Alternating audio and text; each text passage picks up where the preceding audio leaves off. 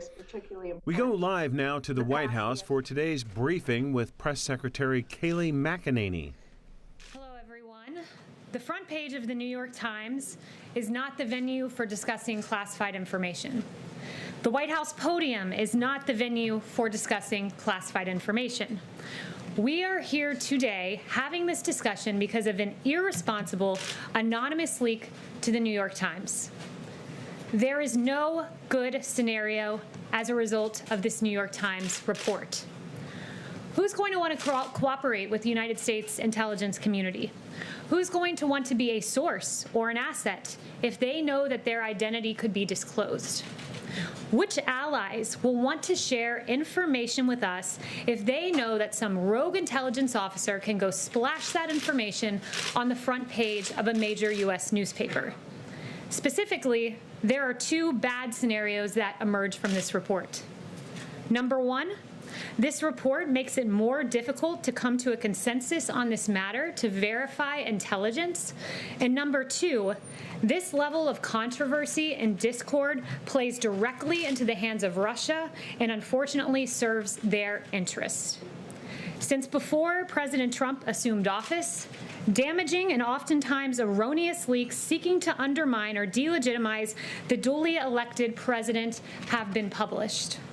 According to the DOJ, classified leaks surged in this administration. There were, under President Obama, just 39 on average criminal leak referrals. In this administration, we've seen 100 criminal leak referrals to the DOJ in 2017, 88 in 2018, and 104 on average per year. We have seen targeted leaks of classified information against this president, and it is irresponsible. Phone calls with foreign leaders, meetings with government officials, and now reports of alleged intelligence. Make no mistake, this damages our ability as a nation to collect intelligence. As the National Security Council noted just yesterday, to those government officials who betray the trust of the people of the United States by leaking classified information, your actions endanger our national security. The ODNI said the selective leaking of any classified information disrupts the vital interagency work to collect, assess, and mitigate threats and places our forces at risk. It is also, simply put, a crime. And finally, the CIA said this, that leaks compromise and disrupt the critical interagency work to collect, assess, and ascribe culpability. To the anonymous sources who leak classified information, you should know this. You may seek to undermine our president, but in fact, you undermine our country's safety and our country's security. And with that, I'll take questions. Kristen. Thank you, Kayleigh. When did White House officials first learn that this intelligence about Russian bounties existed? I will say this, the president was never briefed on this. This intelligence still has not been verified, and there's no consensus among the intelligence community. Does the president wish that he had been briefed sooner? I mean, today Joe Biden called it a dereliction of duty. This is a piece of intelligence information that had no consensus, has not been verified, still to this day has not been verified, and there are several intelligence agencies on the record noting that. You have the Department of Defense saying that they have no corroborating evidence to validate the recent allegations. The NSC allegations in recent press articles have not been verified or substantiated by the intelligence community. And the ODNI, we are still investigating the alleged intelligence referenced in recent media reportings, but that didn't stop the New York Times from putting it on the very first page of their newspaper and stopping us from getting to an ultimate conclusion and an ultimate place of having a consensus on the alleged intelligence. Darlene, you said that. One more question. If this intelligence does turn out to be true, is the president prepared to take some serious action against Russia and Russian President Vladimir Putin? The president has always taken tough, unadulterated action against Russia. We saw that there's no diplomatic presence on the west coast of our country of Russia because the president closed the consulates. We saw he expelled 60 Russian intelligence officers, sanctioned hundreds of targets, withdrew from the INF Treaty, the Open Skies Treaty. tried to halt Nord Stream, still trying to do that, impose visa sanctions, and many other actions. So make no mistake, this president is prepared to act and will always act in protecting our American troops. We saw in Syria and the strikes in 2018 that dozens of Russian mercenaries were killed. He will always act to protect American troops. That is indeed his track record. Darlene. There's a briefing, an intel briefing on the president's schedule today. Will this matter be part of his briefing this afternoon? The president has been briefed on what is unfortunately in the public domain because of the New York Times and the irresponsible leak. Yes, he has been briefed, but that does not change the fact that there is no consensus on this intelligence that still has yet to be verified. I have one question. Yeah, Darlene? On another subject, Republican allies of the president, like Kevin McCarthy and Lamar Alexander, have said that it would be great if the president would wear a mask in public, sometimes, to set an example. How much weight do words from McCarthy and Lamar Alexander carry with the president? The president has said he has no problem with masks, that he encourages people to make whatever decision is best for their safety and to follow what their local jurisdictions say. CDC guidelines are still recommended but not required. And the president is the most tested man in America. It's his decision whether to wear a mask. Justin. To set an example. Justin. I wanted to loop back on you saying that the president never been briefed. There's, I think, some dispute over whether in February his PDB included this intelligence information. So I'm wondering if you can say whether or not, he may not have read the briefing book that he was presented with, but was he at some point at least given access to this information? So the PDB is a top secret document that is widely disseminated among government. I will never sit here and confirm or deny what is in a top secret document. So I'll leave it at that. One thing I will say that is routine is when there is intelligence. I was speaking with some folks over in NSC about this earlier and some other folks around the White House. When we get intelligence, verified or unverified, deemed credible or not credible, deemed consensus or no consensus, if that information in any way impinges upon the safety of our troops, that information goes to our troops on the ground and to our allies so they can take the appropriate measures. What is briefed up to the president in this case was not the case, was never briefed to the president of the United States because there was no consensus. What is briefed to the president is when there's a strategic decision to be made. So in this case, if there was a strategic decision to be made vis-a-vis Russia, those are the kind of things that are briefed to the president when they're deemed credible. But in this case, it was not briefed to the president. There's no consensus. It was not credible. But make no mistake, this president will always protect American troops. I mean, sorry, just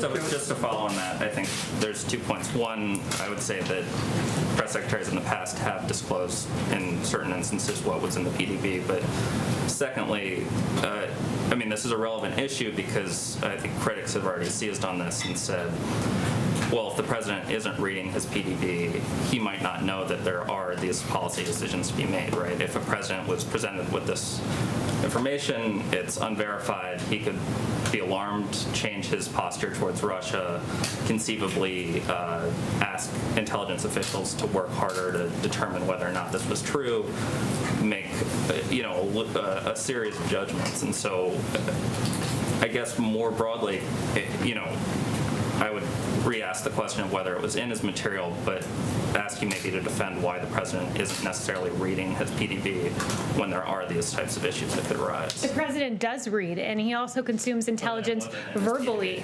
This president, I'll tell you, is the most informed person on planet Earth when it comes to the threats that we face. You have Ambassador O'Brien, who sees him in person twice a day, who sometimes takes the upwards of half a dozen calls with this president. He's constantly being informed and briefed on intelligence matters, but I'm not going to allow the New York Times to dictate when we give top secret information and don't give top secret information. That's an untenable proposition. Circle there, then. Yes. Emerald.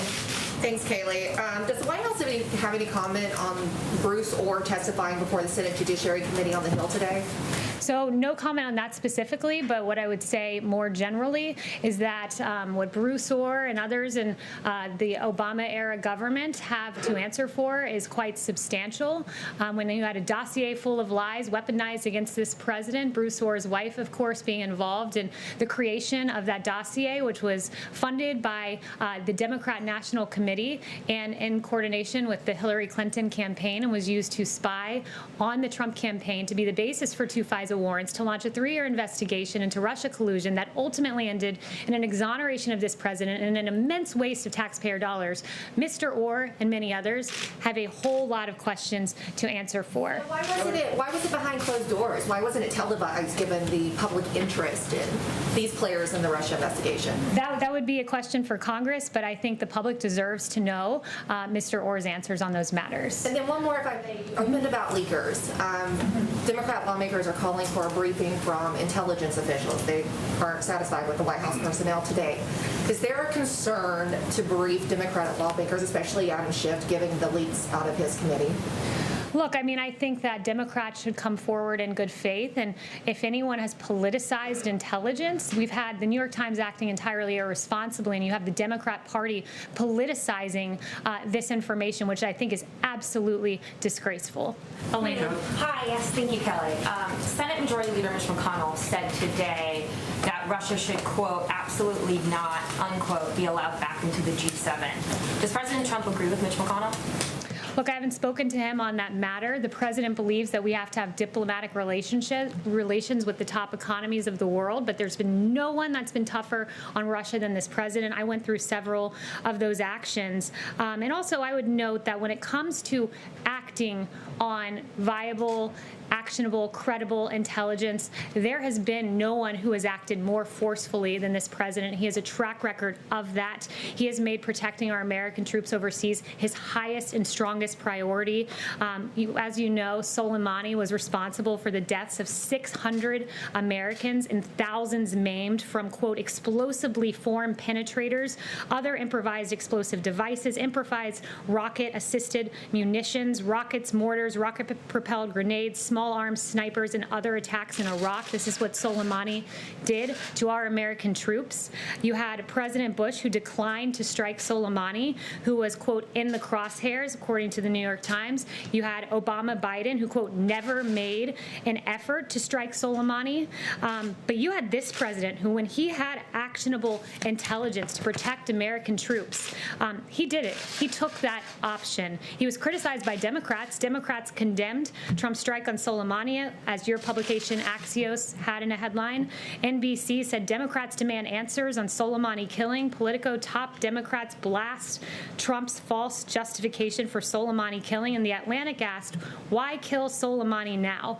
We removed Soleimani from the battlefield. President Trump did to protect our American troops based on credible intelligence. He did the same with al-Baghdadi, who was responsible for 300 public beheadings, who killed thousands of captured prisoners of war. When this president had actionable intelligence, he took action, criticized by Democrats for it, but that's what this president does. He acts in defense of our American troops. David. You said it was targeted leaking in the New York Times. Who's doing the targeting and why are they doing it? It's a great question, but these are rogue intelligence officers who are imperiling our troops' lives.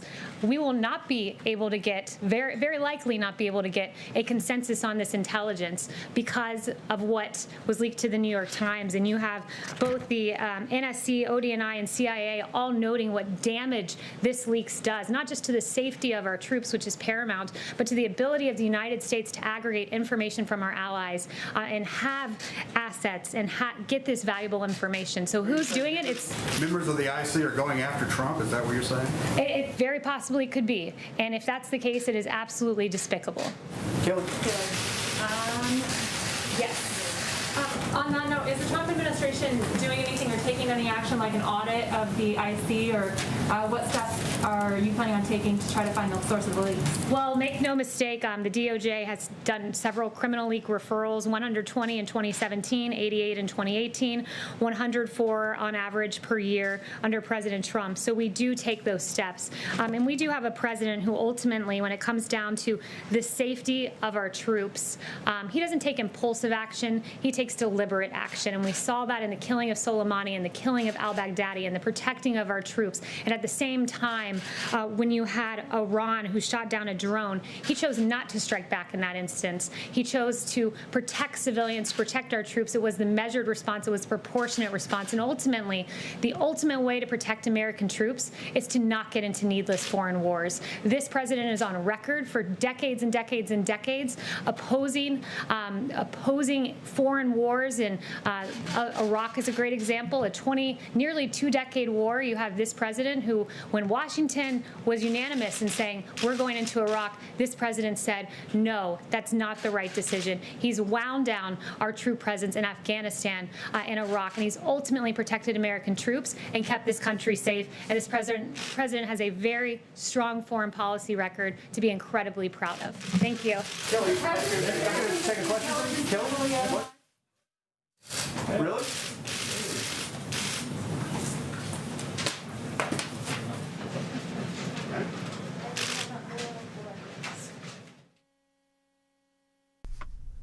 That wraps up today's White House briefing. We now return to last Thursday's Senate Commerce hearing on FCC oversight.